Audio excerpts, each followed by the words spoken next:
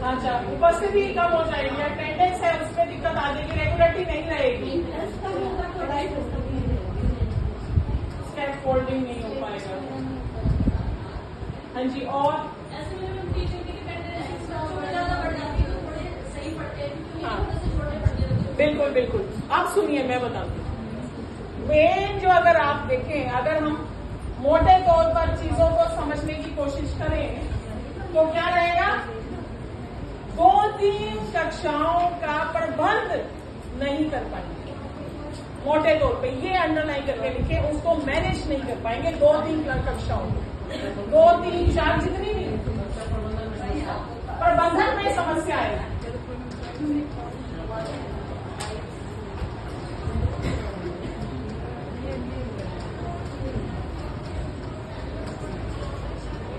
ठीक है जी, विषय वस्तु नहीं सिखा पाएंगे, कक्षा का साइज दिक्कत करेगा, कक्षा हमारी उतनी ही होती है और उसमें 3-4 बच्चों को लेकर बैठना, 3-4 कक्षा के बच्चों को बैठना टीचर के लिए मुश्किल खड़ी कर देता है।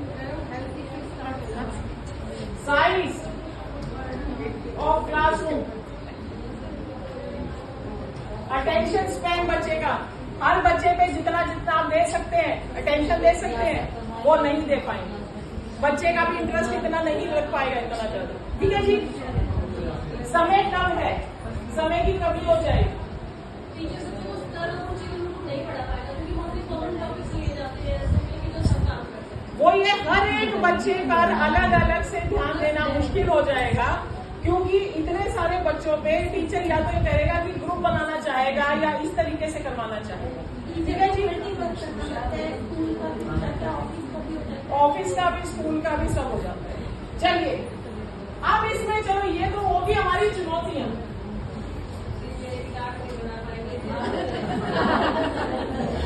मैडम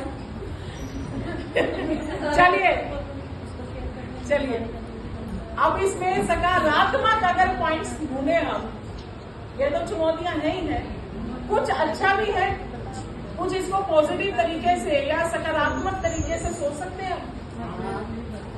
पीयर लर्निंग होती है इससे। अगर सकारात्मक अगर पॉइंट्स की बात करो तो क्या क्या पॉइंट्स बनेंगे हमारे, क्या क्या चीजें हैं जो हमें पॉजिटिव देख सकते हैं हम। पीयर लर्निंग, बच्चा बच्चे से सीखता है, हम ग्रुप्स बनाते हैं, पीयर लर्निंग कराते हैं, और ये हमें भी पता है कि कई चीजें टीचर से पूछना बच्चा हेजिटेट करता है, पर जब पीयर लर्निंग कराते हैं तो बच्चा बच्चे से बहुत अच्छे से सीखता है, समझता है और अपनी समझ विकसित करता है। पीयर लर्निंग और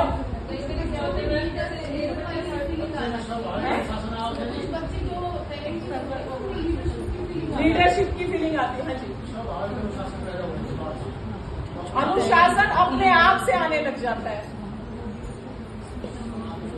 बच्चा एक स्वतंत्र लीडर बनना, लीडरशिप वाली क्वालिटी उसके जो गुण है वो आ जाते हैं। और एक जो सर बता रहे थे कि स्वाभाविक तरीके से अनुशासन उसमें धीरे धीरे अपने आप आने लग जाता है। एक सबसे बड़ा पॉइंट है कि जैसे छोटे बहन भाई होते हैं, फर्स्ट क्लास का बच्चा, छोटा भाई फर्स्ट क्लास में रहने भाई, उनका एटीट्यूड भाई एक बात भाई फर्स्ट क्लास होता है, वो आगे बैठते हैं।